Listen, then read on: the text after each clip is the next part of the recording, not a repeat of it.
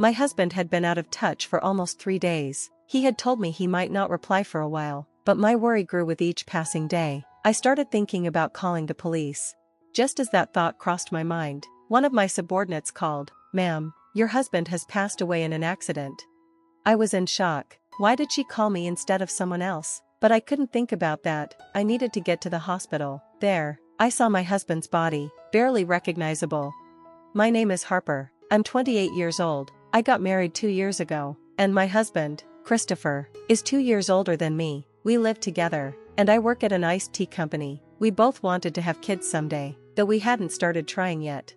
Christopher was incredibly dedicated to his job. Just recently, he was told he might get a promotion. The day he found out, he rushed home, excited to tell me. "Harper, I might get a promotion soon," he said. "Really? That's amazing," I replied, thrilled for him. "It's been tough, but I'm glad I worked hard," he said, beaming. Christopher worked so much, even on weekends and late nights. Sometimes, he'd come home just before midnight, exhausted. I worried about him burning out, but seeing him so happy about his job made me proud. It made me want to work harder too. But after that day, I started noticing some changes. His overtime hours increased, and he wouldn't get home until after midnight. His weekend shifts, which used to be occasional, became almost every weekend, and last month, he even started working on Saturdays. His attitude toward me felt colder too. We used to spend our free days together, but that stopped. I found it strange. How could he work so much without showing signs of exhaustion? Worried, I decided to ask him about it one night when he came home late. "Christopher, can I talk to you for a minute?" I asked. "What? I'm tired and want to sleep," he replied. "I get that, but lately you're always on your phone before bed, even when you're home late. Aren't you tired?" "What are you trying to say? How I spend my free time is my business," he said, sounding annoyed.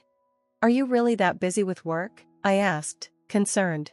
He paused, his expression turning cold. "Harper, you don't understand my job. Don't butt in when I'm tired from work," he said, then walked out of the room.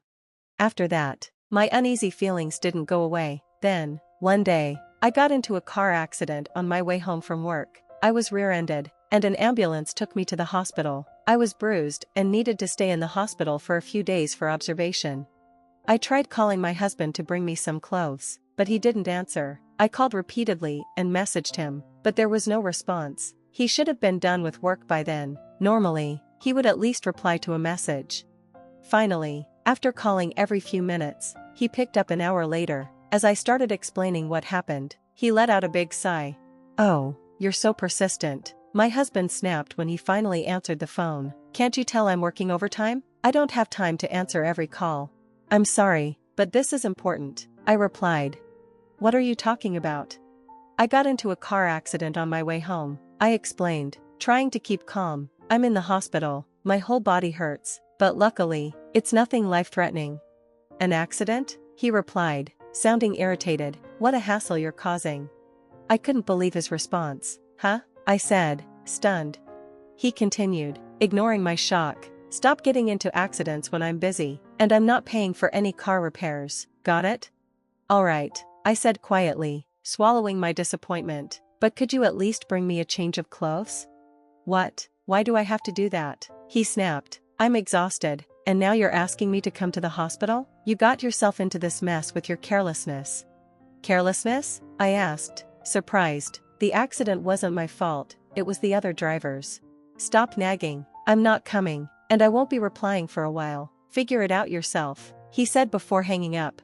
I sat there in my hospital bed, feeling the weight of his words settle over me. The sounds of the busy hospital around me only seemed to amplify the ache in my chest, and before I knew it, I was in tears. How could he speak to me like that? He used to care about me more than his work. Now, it felt like he didn't care at all. If I could, I'd get my own clothes, but my parents lived too far away to help, and he was the only one I could rely on. I sent a few more messages, but he never responded. In the end, I had to buy everything I needed from the hospital store. Since then, I'd tried contacting him a few more times, but 3 days had passed without a single reply. He said he wouldn't be in touch, but this was unusual. I began to worry something had happened to him too. Could he have been in an accident? As I lay in bed, lost in anxious thoughts, there was a knock at the hospital door. When I called, "Yes?" my coworker Jasmine, who I usually got along with well, entered the room. "Jasmine, thank you for coming. I was so surprised when I heard you'd been in an accident," she said with concern. "When I hadn't seen you at work, I thought I'd check in." "It's not a big deal, just some bruises and a broken bone," I said, trying to reassure her. "It's more than enough that you're okay," Jasmine said, giving me a reassuring smile. For a while, we talked and laughed about small things, which helped me feel a bit better. But as visiting hours came to an end, Jasmine looked like she wanted to say something but was hesitating. Sensing her discomfort, I asked, "Jasmine, is something wrong?" She hesitated. "I'm sorry, Harper, I didn't know if I should bring this up, but I saw something." "Saw what?" I asked, feeling a sudden pang of unease.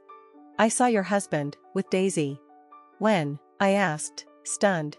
3 days ago. Daisy was a younger coworker at my company. I'd been her mentor when she first joined, and we'd stayed friendly, even having lunch together once a week. The last time she and my husband had seen each other should have been at our wedding. Why would they be together now? I wanted to believe it was nothing, but a terrible thought crept in. Could there be something going on between them? I dismissed it immediately, thinking, no, they wouldn't do that to me. But Jasmine went on to tell me that she had seen my husband with a suitcase, walking beside Daisy 3 days ago, and now that I thought about it, Daisy hadn't been at work since then. She'd taken paid leave. Anxiously, I called my husband's office, and my worst fears were confirmed. He had also applied for paid leave 3 days ago. At that moment, all my doubts became certainty. My husband and Daisy, both of them, betraying me. Had all those nights he claimed to be working late or on weekends actually been cover-ups for meeting her? The thought of it made my stomach twist. Maybe they'd even been seeing each other long before this. All the strange behavior, the late nights, his coldness toward me, it all made sense now. A bitter realization settled over me. Without thinking, I grabbed my phone and started calling him. I hadn't bothered much in the past few days, assuming he'd ignore my calls, but I couldn't just sit here anymore. He wasn't going to get away with this. I called again and again, letting it ring over and over. Finally, after half an hour, he answered, sounding annoyed. "What's your problem?" "I told you I wouldn't be answering for a while," my husband snapped. "Are you really that busy?" I shot back. "Too busy to even take a call from your wife?" "Of course, I'm working every day. Even though you're on paid leave until tomorrow? What kind of work could you be doing?" I asked, knowing he'd been lying. He hesitated for a moment, realizing he'd been caught. Then he scrambled to cover it up. What? I didn't take any leave." "It's no use lying," I said firmly. "I already checked with your company." After a pause, he gave in. "All right, fine, I just wanted a break, so I've been relaxing at home." "Oh, really? With Daisy? And a suitcase packed for a relaxing time?" I pushed further. Caught off guard, he dropped the act. "So, you found out," he sneered. "Yes, I'm on a trip with Daisy. Now that you know, stop bothering me, you ugly woman." The words stung, but I pressed on. "Why, Christopher? Why her? Why do you think? She's younger and prettier than you," he replied cruelly. "Look, I'm having a good time, so leave me alone. Don't worry, I'll divorce you when I get back." With that, he laughed coldly and hung up. In that moment, any love I had for him turned to hatred. The betrayal, so blatant and heartless, filled me with rage. "I won't let them get away with this," I vowed. I decided to take revenge on both of them. The next day, after I was discharged from the hospital, I started planning. I even began looking for a lawyer. But before I could take any action, I received an unexpected call. Daisy's name appeared on my screen. Confused, I answered. "Hello? Harper." "I'm so sorry," Daisy said, her voice shaky. "Isn't it common courtesy to apologize in person?" I replied icily. "Yes, I know, but that's not why I'm calling. It's about Christopher." "What about him?" I asked, wary. There was a long pause before Daisy spoke, her words almost a whisper. "Your husband, he's dead. There was an accident." I was so shocked, I could barely respond. "What? He's dead?" I stammered. "What are you talking about? Weren't you on a trip together?" "We were," she admitted, "but on the way back from the airport, he got into an accident. He was hit by a car, and he didn't move after that." My heart pounded as I processed what she'd said. And then Daisy told me that Christopher had been brought to the very hospital where I'd just been discharged. I hung up, informed the nurse, and made my way to see him. Using crutches since my leg hadn't fully healed, I expected to be led to a morgue, but to my surprise, Christopher was still alive, barely. He lay motionless, severely injured.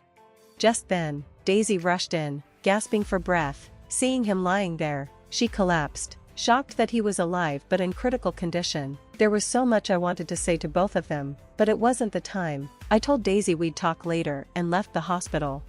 Days later, Christopher survived, but he was paralyzed from the waist down and would need a wheelchair for the rest of his life. When my in-laws learned about his affair, they were furious. Despite their sympathy for their son's condition, they didn't hold back. "You brought this on yourself," they said sternly.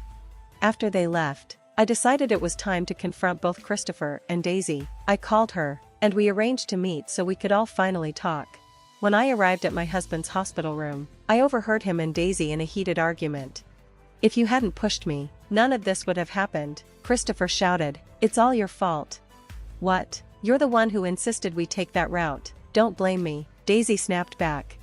"Oh, really? None of this would have happened if we hadn't gone on this trip you wanted. I paid for everything. Give me my money back. And you should cover my treatment too. You awful woman. You hurt the man you love, so it's only fair."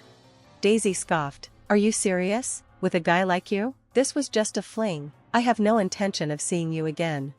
I'd had enough. I pushed open the door, took a deep breath, and shouted, "Enough. This happened because of your affair in the first place. Take your petty arguments somewhere else."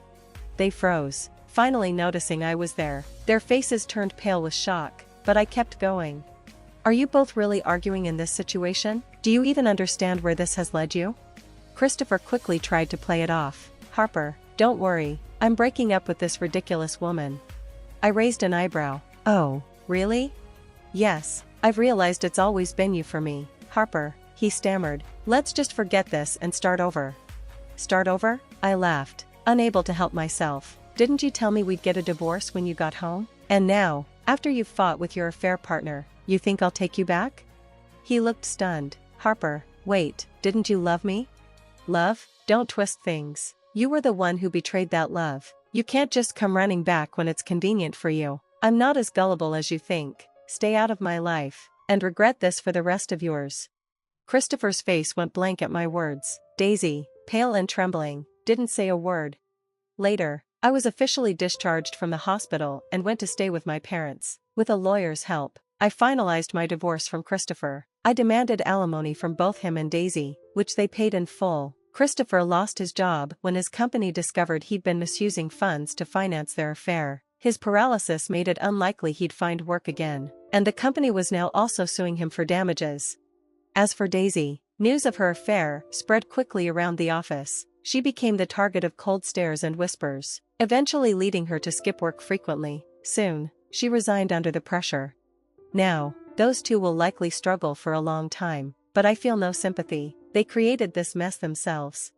I've moved into a new apartment near my workplace and started a fresh chapter in my life. While some colleagues are curious and ask questions, I don't feel the need to share everything. The rumors will fade, and all that matters now is moving on and enjoying life on my terms, free from the past.